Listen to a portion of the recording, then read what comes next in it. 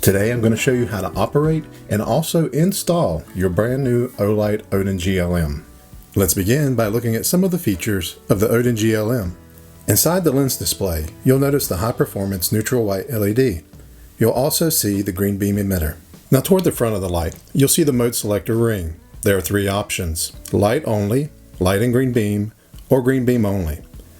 The two calibration holes for the green beam can be found just below the mode selector ring. Your Odin GLM also comes with a removable M-lock mount that features a mechanical lock. Toward the end of the light, we have the magnetic tail switch for charging, and also while using the magnetic remote switch. The magnetic remote switch has a dual button pressure pad for low and for high. It also fits on any standard 1913 Picatinny rail. Now before using the Odin GLM, remove the yellow insulating film from the battery compartment and also the lens protective film. To install the Odin GLM, first loosen the two screws on the M-lock mount. Next, you'll install the mount in its desired location, and then you're going to tighten down those two screws. Now once you've tightened those two screws, you'll want to slide the Odin GLM into the rail mount until you hear an audible click. Then turn the locking button 90 degrees clockwise to lock. And if you want to unlock and remove the light, simply turn the button counterclockwise, press the button, and remove the light. Now there are two new set screws on the M-lock mount that can be tightened once the light is in place to ensure that there is no movement. Next, you'll want to attach the magnetic remote switch to the end of the light. You'll push the locking ring forward to lock the pressure switch in place. Once everything is installed, you have easy access to low and also to high. Now you can also use the Odin GLM without the pressure switch. The first thing you want to do is ensure that you've got the correct setting that you want. I've got white light set here.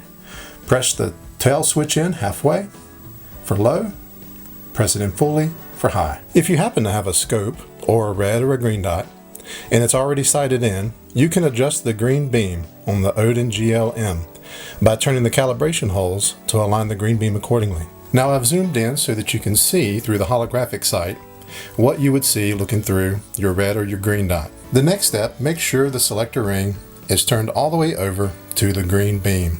Now from there, press the high or low button and the green beam from the Odin GLM will now come on. Once you've turned on the green beam, you can see that it's not exactly matched up with my sight. Here I'll turn the bottom screw using the provided Allen key. Small increments at a time until I get close to being in the center. From there, it looks like we need to adjust it up. So I'll use the second calibration hole, rotate, continue to turn till it's right in the center. At this point, the green beam is now sighted in with either your red dot, green dot, or your scope. For white light only, turn the selector ring to the far left. You'll press the low button on the pressure switch for low. Here you have 300 lumens for 390 minutes at a distance of 95 meters. For high, press the high button on the remote switch for 1500 lumens of light for 2.5 minutes at a distance of 215 meters. The light will step down after 2.5 minutes to 550 lumens for 168 minutes, and then once again to 300 lumens for 20 minutes before needing to be recharged. Now for white light and green beam, you'll want to rotate the selector ring to the center. Once again, you have full access to high and low on your pressure switch. Lastly, for green beam only, rotate the selector ring to the far right.